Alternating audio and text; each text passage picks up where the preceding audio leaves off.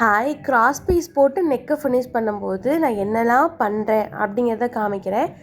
நான் தைக்க போகிற இடம் இருக்குல்ல, இப்போ தைச்சிட்டு வரேன்ல, இது வந்து 1/4 இன்ச்சில் இருக்க மாதிரி மட்டும் பார்த்துக்கோங்க.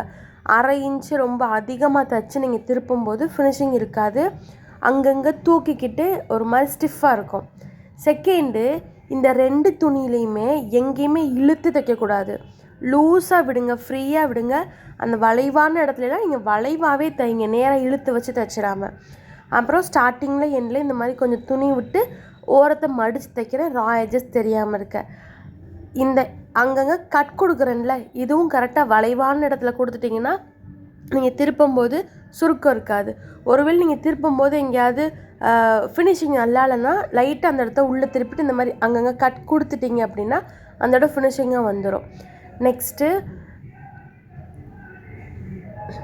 நான் அதுக்கப்புறமா திருப்பிட்டு ஒரு மடக்கிட்டு ஒரு அமுக்கு தையல் போடுறேன். நம்ம படிமான தையல்னு சொல்லுவோம்ல இது. அதே மாதிரி உள்ளே இருக்க ரா எட்ஜஸ்லாம் மறைகிற மாதிரி தான் இதை வந்து நான் மடித்து விடுறேன். மடிச்சுட்டு ஒரு ரா எட்ஜஸ் எல்லாம் போயிடும். அதுக்கப்புறமா ரொம்ப அகலமாக துணியை வெட்டிட்டு கூட நம்ம இந்த ஸ்டெப் பண்ணதுக்கப்புறமா எக்ஸ்ட்ரா இருக்க இதை வந்து கட் பண்ணிக்கலாம். ஆனால் வெட்டும் போதே ரொம்ப சிறுசாக வெட்டிட்டிங்க அப்படின்னா பார்த்து தைக்கிற மாதிரி இருக்கும். அப்புறமா உள்பக்கமாக திருப்பிட்டு இப்போ நான் இதை தைக்க போகிறேன். எப்போவுமே நான் என்ன பண்ணுவேன்னா இந்த சைட் தைச்சிட்டு இப்படி தைப்பேன். வெளிப்பக்கமாக வச்சு தைக்கும் போது உள்ளே எவ்வளோக்கு தையல் விழுகுதுன்றது தெரியல. வெளில ஃபினிஷிங் நல்லாயிருக்கும், ஆனால் உள்ளே நல்லா இருக்காது. இப்போ நான் தைக்கிறேன்ல, இது மாதிரி தைக்கும்போது வெளியவும் நல்லாயிருக்கு, உள்ளவும் நல்லாயிருக்கு. நீங்கள் உள்பக்கமாக பார்த்து நீங்கள் லாஸ்ட்டாக நம்ம ஒரு படிமான தையல் அமுக்கு தையல்னு சொன்னோன்னா அது போட்டோமா அந்த தையல் கரெக்டாக உள்பக்கம் வர மாதிரி பார்த்துக்கோங்க. வெளித்துணி எதுவும் உள்ளே வராமையும் பார்த்துக்கோங்க.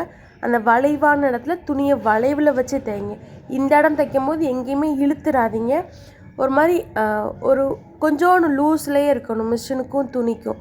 அது மாதிரி இப்போ நான் தைக்கிறேன்ல, இந்த இது ஃபுல்லாமே ஸ்டார்ட் பண்ண உடனே நம்ம இன்னொரு எண்டை மிஷினுக்கு அந்த பக்கமாக தொங்க விட்டுறக்கூடாது. ஸ்டார்டிங்லலாம் அந்த வளைவான இடம்லாம் இழுத்துரும், ஃபினிஷிங் நல்லா இருக்காது. மாதிரி கைக்கிட்டே வச்சுக்கோங்க துணி எல்லாத்தையுமே. அப்புறம் இந்த ஓரத்தில் ஒரு தையல் போட்டு எடுத்துக்கிறேன். தேங்க்யூ.